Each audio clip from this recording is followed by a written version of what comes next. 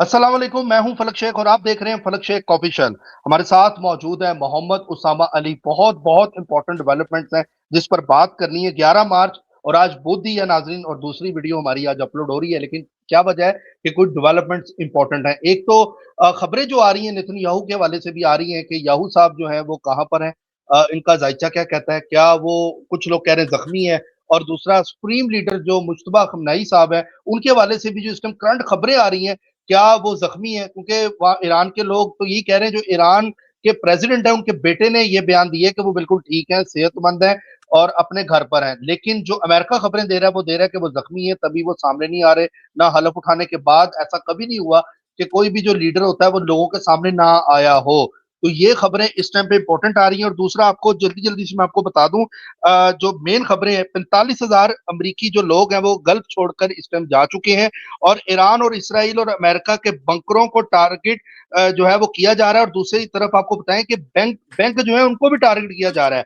और फैसला कर लिया ईरान ने कि इसराइल का जो हम टारगेट इन्होंने हमारे बैंक पे किया था, हमारे जो माली मामला जो चीजें थी उन पर किया था, अब हम इनके बैंक और दीगर चीजों पर अब अटैक करेंगे। और अमरीकी सेंट्रल कमांड का दावा है कि उसने अपनाए हुर्मस के पास ईरान के 16 बहरी कश्तियां जो है निशाना बनाई हैं, जो बरूदी सुरंगें बिछा रही थी, और इनको मिशन हमने कामयाब नहीं होने दिया। और ये भी खबर आ रही है कि थाईलैंड का कार्गो जहाज इस पर अटैक हुआ है, और इसका नाम है रॉयल थाई थाई 23। और 20 लोगों को ओमान ने इसमें से बचाया है। ईरान ने वार्निंग दी है कि अपनाए हुर्मस से 1 किलो दूर आप रहे। और 3 जहाज को आज की दिन ईरान ने अटैक किया है। और जो डेवलपमेंट है उस पर ईरान ने 39 वेव जो गुल्फ में है वो स्टार्ट कर दी है, अटैक कर दी है। और अमेरिकी फौजी अंदर घुस गए हैं। और 3 घंटे के लिए कहा जा रहा है कि सर्जिकल स्ट्राइक जो है वो की जा रही है। तो 39 वेव ईरान ने भी स्टार्ट कर दी है। और कोरिया भी अब मैदान में आ गया है। जो किम जॉन है उन्होंने स्टेटमेंट दे दी है कि ईरान जो है ये बड़ा, किम आई थिंक उनका नाम है, किम जॉन ही हम कहेंगे उनको, डॉन, वो इस टाइम जो है साउथ कोरिया के, वो कहा जा रहा है कि उन्होंने स्टेटमेंट दी है कि हर मुल्क को अपना दिफा, अपनी जो चीजें हैं वो करनी चाहिए। अमेरिका कौन होता है ईरान में करने के बजाय, जी हेड को बदलेगा नहीं बदलेगा। ईरान को पूरा हक है कि वो अपना ही दिफा जो है वो कर सकता है। अगर ऐसा ना हुआ तो हम मैदान में आएंगे। आपको पता है कि कोरिया के जो इस टाइम हेड है उनसे डरता है अमेरिका। आगे क्या होगा सामा साहब से हम जानते हैं, इस टाइम सामा साहब हंस भी रहे हैं। और दुबई छोड़ छोड़ के जो लोग हैं वो इस टाइम पे जा रहे हैं, ये खबरें भी आ रही हैं कि लोग पहले दुबई जाने के ख्वाब देखते थे, अब ये खबरें हैं कि दुबई छोड़ के लोग अपने मुल्क में जा रहे हैं। अस्सलाम वालेकुम सर। जी वालेकुम अस्सलाम, मुझे बहुत लगता है मैं, शुक्रिया। बिस्मिल्लाहिर्रहमानिर्रहीम, अल्हम्दुलिल्लाहि रब्बिल आलमीन, अल्लाहुम्मा सल्लि अला मुहम्मद व आले मुहम्मद, ला हौला वला कुव्वता इल्ला बिल्लाहिल अलिय्यिल अज़ीम। असल में मुझे मोटे लोग वैसे ही क्यूट लगते हैं। मुझे हमेशा उनको देख के जो है वो थोड़ी सी, जैसे कहते हैं ना, कि एक अच्छी फील आती है, अच्छा लगता है। तो ये किम जॉन तो बिल्कुल है ही फुल पैक, जंबो पैक है, और उसकी जो हरकतें हैं वो भी। और मैं असल में वो दिमाग में जुगते आने लग गई थी कि ईरान काश मैं ईरान होता काइंड ऑफ, और अमेरिका यूं हमला करता, जिस तरह की आजकल मीम्स आई हुई हैं। और अभी वो कह भी रहे कि जी अगर ईरान से अपना दिफा ना हुआ तो फिर मैं आ जाऊंगा। मतलब उसको तो वो है ना, जकूटा की तरह, मुझे काम बताओ मैं क्या करूं, मैं किसको खाऊं। किसको खाऊं। ये पता नहीं तुम्हारे बचपन की तो नहीं, हमारे बचपन का ड्रामा है, तुमने पता नहीं देखा है कि नहीं, ऐनक वाला जिन जो है, ये हाँ देखा जकूटा हुआ है, इसलिए छोटे तुम्हें। होते हुए। लेकिन तुम तो बिल्कुल ही छोटे हो गए सर। बल्कि मुझे तो नहीं लगता कि तुम अभी दुनिया में होगे जब ये ऐनक वाला जिन आता होगा। तो जकूटा जिन इसीलिए तुम्हें नहीं याद आया, क्योंकि जकूटा ऐसे ही होता था, मुझे काम बताओ मैं क्या करूं, मैं किसको। बहरहाल, असल बात यह है कि जो खामनाई साहब के बेटे की बात है, मुश्तबा के आँख का या मुंह का, दांतों का और पाँव का, ये अफेक्ट हो सकता है अगर चोट लगती है, दिशा उसकी है।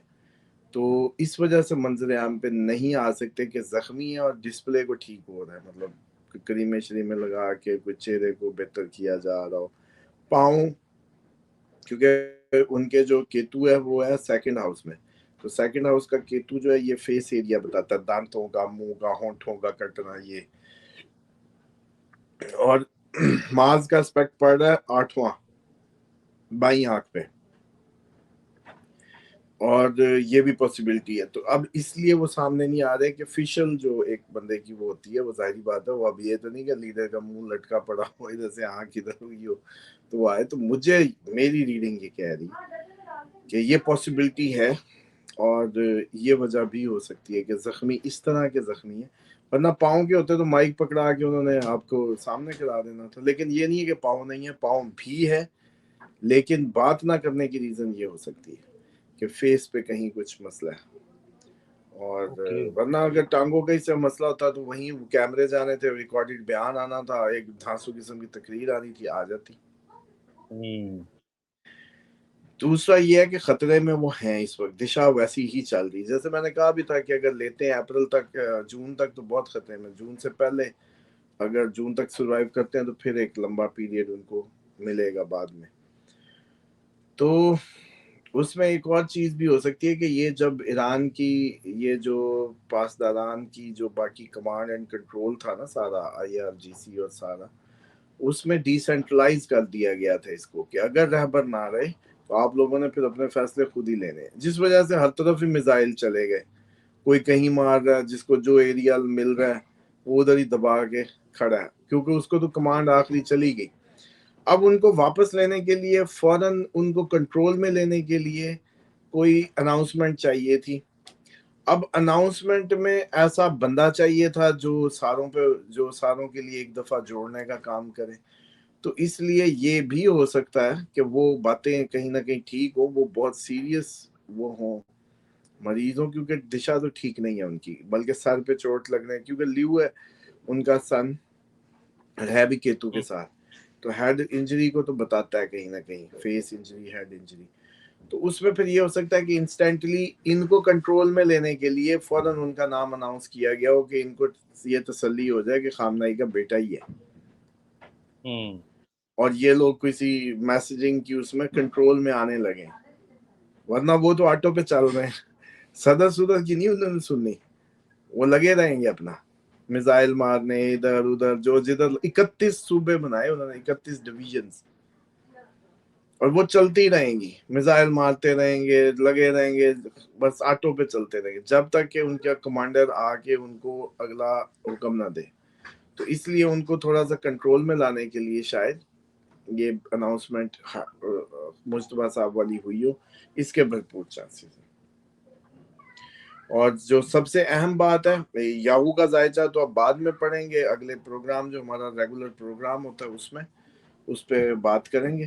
لیکن سب سے امپورٹنٹ یہ ہے کہ ایک تھوڑی سی وہ ریکٹیفیکیشن کر لیں کہ جو ہم مارز راہو کی ڈگری کو دیکھ رہے تھے, ایکسپیکٹ کر رہے تھے, 22 تاریخ کو ہم نے گنی تھی اس دن انگلیوں پہ ایک اندازے سے, تو خیر وہ مسٹیک تھی.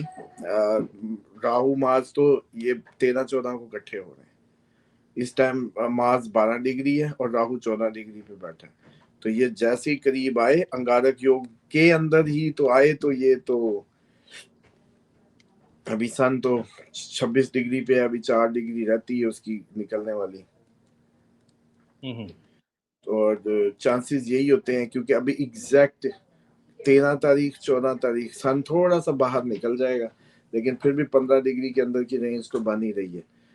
تو ویسے ہائی افیکٹو جو ہوتی ہے سن کی وہ ہوتی ہے 10 ڈگری کے اندر, جب بھی کوئی آئے کمبسٹ ہوتا, تو یہ تو 15 ڈگری کی اس میں تقریباً بنے گا. تو اب چکر یہ ہے کہ سن راہو مارز ایگزیکٹ سیم ڈگری اور سن بھی ابھی نکلا نہیں, تو 13-14 ایک بڑی تاریخیں ہو سکتی ہیں, کسی بہت بڑے حملے کو بتا سکتی ہیں. 13-14 مارچ. اور اس میں یہی ہو سکتا ہے کہ جو کوئی نئے حملے بھی ہو سکتے ہیں, کوئی نئی کنٹریز کی انٹری بھی ہو سکتی ہے, کم جون جیسا آ سکتا ہے, انڈیا پاکستان ہو سکتی ہے, کوئی اور معاملہ. لیکن یہ بہت بڑی خطرناک ڈیٹ ہے 13-14, تو اس کو سارے اس کو اویئر ہو جائیں. 13-14 سے ایران میں تو خصوصاً اپنے لوگوں کو بتائیں, کمیونیکیٹ کریں.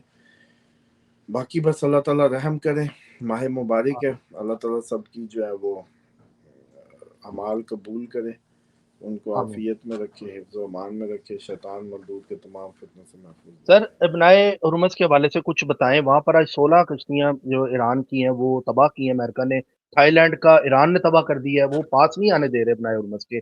کیا حالات دیکھتے ہیں کہ مائنز کی جنگ ہے، یہ آئل کی تیل کی جنگ اب سٹارٹ ہو گئی ہے، اور یہ بھی کہا جا رہا ہے کہ آئل مزید مہنگا ہوگا، انفلیشن بڑھے گی. اس پر تھوڑی روشنی ڈال دیں. اور وہ ایران کا سنیل اب ایک صاحب ہی کا آگے فوکس رہے کمنٹ. گا. دیکھیں ایران کا اب ایک ہی فوکس رہے گا کہ ٹرمپ کو اگلا الیکشن نہ جیتنے دینا، مڈ ٹرم اس کا خراب کرنا. اس کے لیے ضروری ہے کہ پوری دنیا کا اکنامک سسٹم ہلا دو، اس کے سارے عرب ممالک سے تعلقات خراب کرا دو. جیسے اب سعودیہ کے بھی منسٹر نے کہہ دیا کہ جی امریکہ نے ہمیں کیا دیا اور کیا اکیلا چھوڑ کے نکل گیا.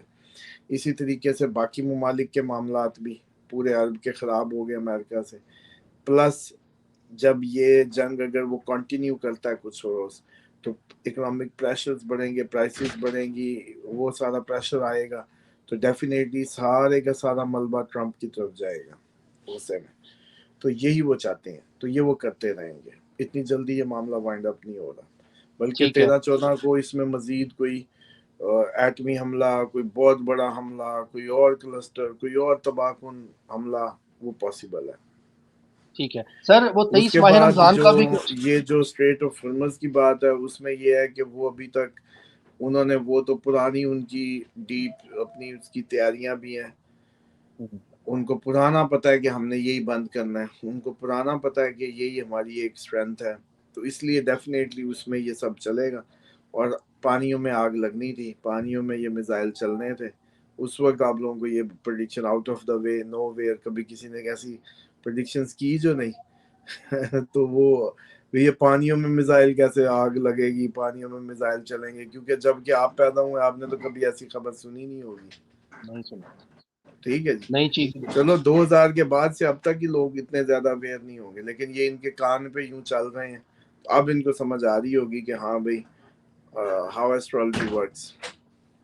بالکل سر. 23 ماہ رمضان کے حوالے سے جو آپ نے پریڈکشن دی تھی وہ بھی ذرا لوگوں کو آپ تھوڑا بتائیں. 23 ماہ رمضان آواز آئے گی، بہت سے لوگ سمجھ رہے ہیں یہ ماہ رمضان یہ 23، اس پہ تھوڑی کلیئر کر دیں. دیکھیں یہ میں نے اس دن بھی اس کو کلیریفائی کیا تھا کہ روایت آپ کو سنائی کہ 23 ماہ رمضان جس میں جمعہ ہوگا اس میں آسمان سے صدا آئے گی، اور وہ آخری وقت کی امام کی جیسے کہتے ہیں کہ ظہور کی وہ ہوگی علامت.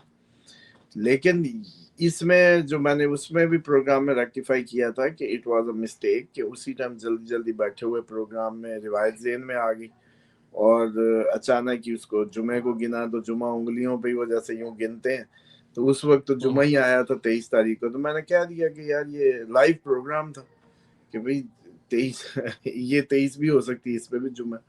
تو وہ لوگ تو اب ظاہری بات ہے ہم تو جس موسم میں دیکھ رہے ہیں ساری پریڈکشنز تو پوری ہوئی ہیں، ساری پوری ہیں، بلکہ لوگ جو دوسری بہت. جو روایات ہے وہ بھی پوری ہوئی ہیں. تو اب ہم کیسے وہ کریں کہ ہر ماہ رمضان میں جب بھی جمعہ آئے گا ہم تو یہی سمجھیں گے کہ یہی ہے. یہی ہے بالکل. اور جیسے محرم میں ہم دیکھتے ہیں کہ 9-10 محرم قیامت کا آپ کو پتا ہے کہ 10 محرم کو قیامت ہوگی، تو اسی طرح جب بھی آتی ہے تو لوگ یہ دیکھ رہے ہوتے ہیں کہ جمعے کے روز 10 محرم نہ آئے، کوئی قیامت والا سین نہ ہو. ہر دفعہ ہم جب بھی محرم آتے ہیں. اور دوسرا سر سعودی عرب اور ایران کا دیکھتے ہیں کنفلکٹ بڑھتا ہوا، کیونکہ 36% شیبہ آئل سعودی عرب کلیم کر رہا ہے کہ ایران نے اس پر مارے اور انہوں نے انٹرسپٹ کیے ہیں 54 ڈرونز. تو کیا سعودی ایران بھی اب دیکھتے ہیں جنگ میں کہ یہ نہیں ہوگا؟ لیکن پورا خطہ یہ اب جنگ میں جائے گا. انہوں نے جنگ کرانے کے لیے اس خطے میں اپنا پورا یہ جال بچھایا تاکہ یہ مسلمان آپس میں لڑیں مریں کمزور ہوں اور ہم گریٹر اسرائیل سیدھا کر دیں. بس سادہ سا پلان ہے. ٹھیک ہے سر، آپ کا بہت شکریہ. باقی ریگولر پروگرام ہم کریں گے ناظرین کی. اب تک اپڈیٹس تھیں جو آپ تک بتائیں. اللہ حافظ. اللہ حافظ سر.